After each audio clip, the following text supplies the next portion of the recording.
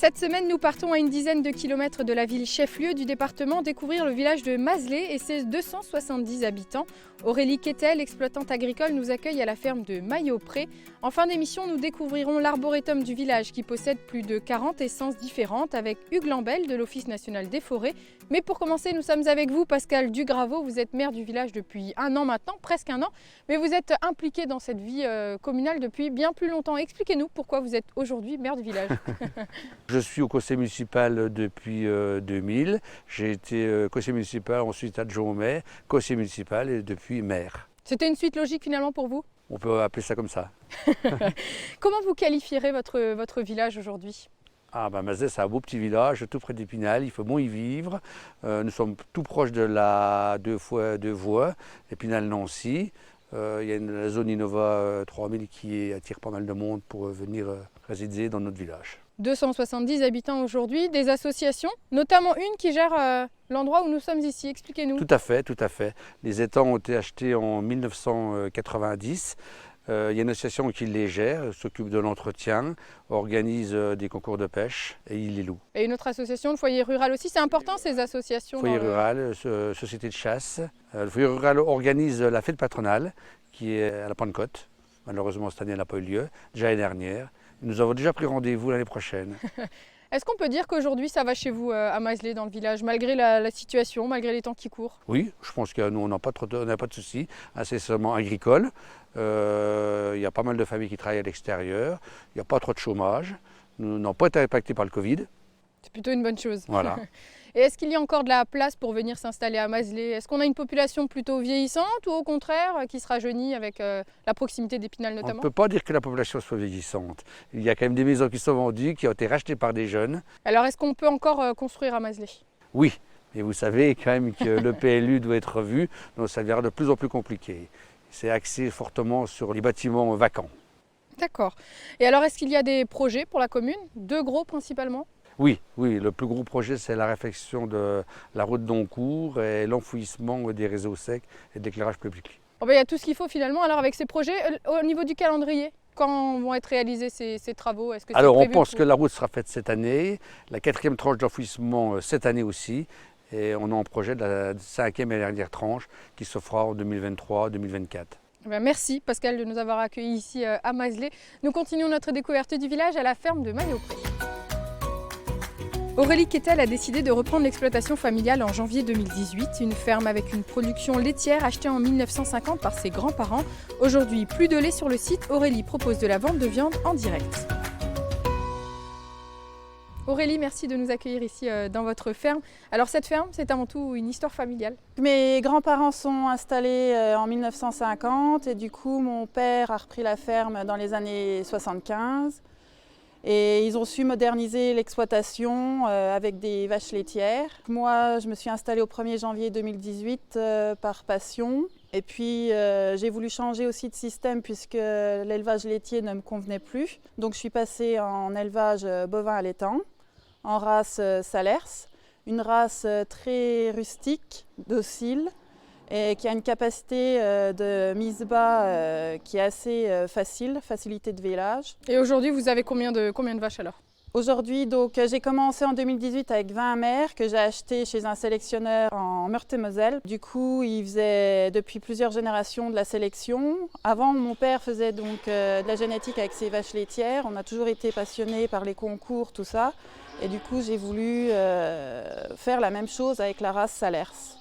Alors quand vous êtes installé en 2018, donc vous avez décidé de changer de race, mais aussi de valoriser vos produits avec de la vente directe. C'était essentiel pour pouvoir continuer? Voilà, c'est ça. Je voulais plus valoriser mes produits, être aussi en contact avec les clients parce que je me suis installée toute seule. Il n'y avait pas forcément beaucoup de liens sociaux avec la population ou même les commerciaux. Donc j'ai voulu valoriser ma viande et pour avoir aussi un revenu un peu plus supérieur qu'en vendant à des marchands de bestiaux. Alors vos vaches sont inséminées artificiellement, qu'est-ce que ça signifie? C'est-à-dire que j'ai un inséminateur qui vient quand je détecte une vache en chaleur. C'est moi-même qui choisis le taureau sur un catalogue pour améliorer justement les défauts de la mère. On cherche une vache avec de bons aplombs, une bonne conformation, une bonne ligne de dos, un bon bassin. Voilà, et pour avoir une très bonne vache et La et vache après parfaite. qu'elle transmette voilà, ça à ses filles. Vous faites un travail important sur la génétique, vous le disiez, c'était déjà aussi ce que faisait votre Oui. papa sur la sélection de vos animaux. C'est important pour faire perdurer aussi et puis avoir cette vache Voilà, parfaite. ça nous permet aussi d'avoir un cheptel qui vieillit mieux, tout simplement. Là, on a une doyenne de 18 ans, elle se porte très bien, très rustique. Alors la petite particularité de vos animaux, c'est qu'elles n'ont plus de cornes.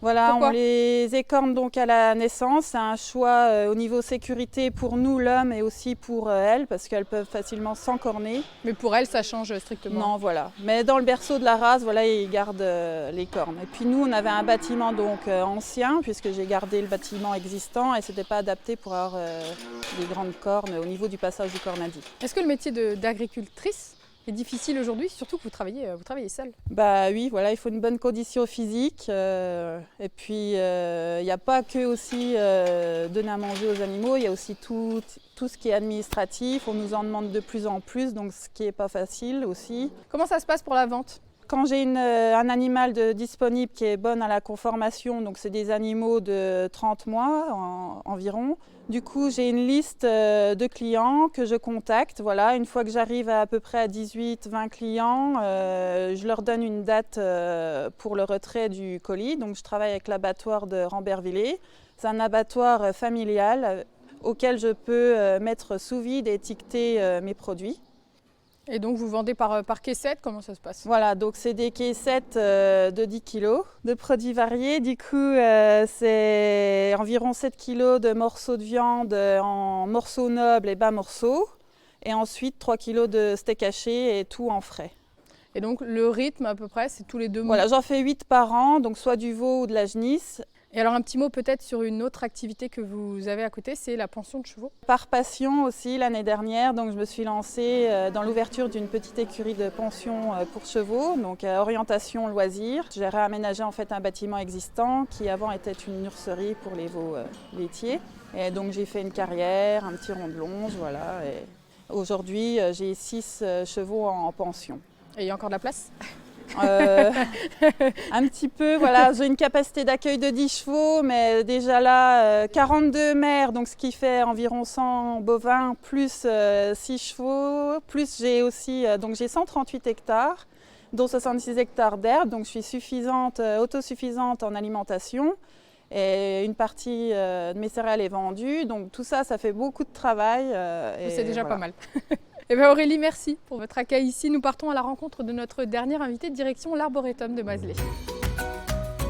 Le village de Mazlé est une commune riche en forêt. La gestion des 382 hectares de bois entre feuillus et résineux est faite en collaboration avec l'Office national des forêts. Un arboretum a été implanté et divisé en 2 parties. On parle à la fois d'arboretum forestier et de collection explication. Hugues Lambel, merci de nous accueillir pour nous expliquer un petit peu cet arboretum à Mazlé. Alors, est-ce qu'on peut dire que Mazlé est une commune riche en forêt? Alors oui, on peut dire que la commune est riche parce qu'elle possède donc, comme vous l'avez dit, 382 hectares de forêt, ce qui est très important pour les communes rurales. Et donc avec la particularité d'une forêt qui a été malheureusement touchée en 1984, on le sait tous, par cette fameuse tornade qui a ravagé complètement la forêt. Est-ce qu'on remarque, si on n'est pas au courant de cette tornade, est-ce qu'on remarque que l'arboretum, que cette forêt a été complètement modifiée? Alors oui, effectivement, on peut le remarquer parce que ça a été un investissement lourd avec beaucoup de plantations. Donc effectivement, il y a des alignements d'arbres de différentes essences voilà, qu'on ne trouvait pas spécialement dans la forêt naturelle qu'il y avait avant. Où il y avait effectivement des secteurs, où là on est sur un grand secteur qui s'appelle le Failly, qui vient du nom Faillard, donc ni plus ni moins du hêtre. Donc là on aurait trouvé majoritairement une forêt de hêtres. Et puis un peu plus loin avec un lieu-dit qui s'appelle le Châneau, donc forcément avec du chêne. Alors nous sommes ici à l'arboretum, je le disais en introduction, on parle à la fois d'arboretum forestier et à la fois d'arboretum de collection. Très clairement, quand on parle d'arboretum forestier, c'est surtout pour une production généreuse et un apport financier? Alors l'arboretum, il s'est divisé en 2. Effectivement, l'arboretum forestier, où on peut trouver des essences bien sûr qu'on va essayer de mener dans un environnement très forestier, où on va faire de la sylviculture forestière. Et puis voilà, et donc pour ce fait, il faut des placeaux plus grands pour pouvoir effectivement le mener comme une coupe normale. À la différence de l'arboretum de collection, où là on est vraiment sur une variété d'essences. Effectivement, l'arboretum de collection, c'est une variété d'essences.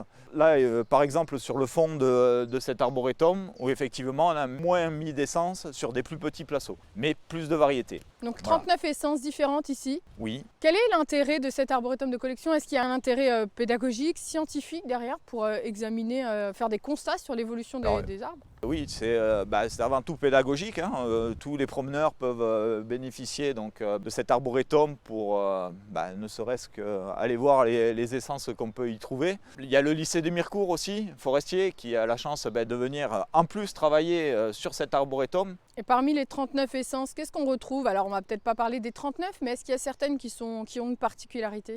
On a mis là aussi du résineux et du feuillu. On a voulu mettre aussi des essences un peu diverses pour voir comment elles allaient se comporter dans le temps. Effectivement, ça va nous servir parce que à l'heure actuelle, on vit aussi un épisode dramatique avec les épicéas de plaine qui sont touchés par le scolyte et ça va être des hectares et des hectares à reboiser. Cet arboretum aura la chance de voir des essences qui se comportent plus ou moins. Alors forcément, elles n'ont que 30 ans. Mais on peut déjà voir le comportement de ces essences. On peut trouver dans cet arboretum des résineux qui n'ont pas résisté du tout. Voilà, donc ceux-là, on sait qu'on ne va pas pouvoir les planter et reboiser nos prochaines surfaces, pas avec ces essences-là, mais effectivement, il y a le pin noir Laricio de Calabre qui se comporte très bien. Et alors quel est le rôle de l'ONF alors ici spécifiquement sur cet arboretum?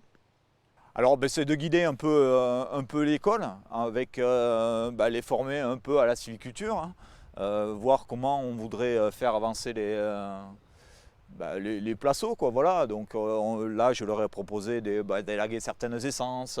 J'ai essayé aussi de leur dire un arbre particulier, même si ça ne va pas être un arbre sylvicole qu'on n'aime pas en forêt, quoi, parce qu'il est branchu, il est fourchu.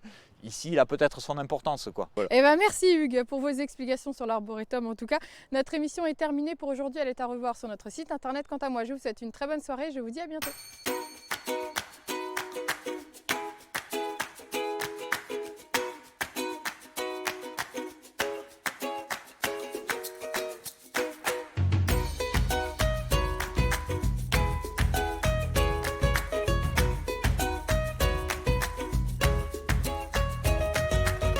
Monsieur Loyal, Madame Loyal, moi tu vois, avec mon petit chapeau.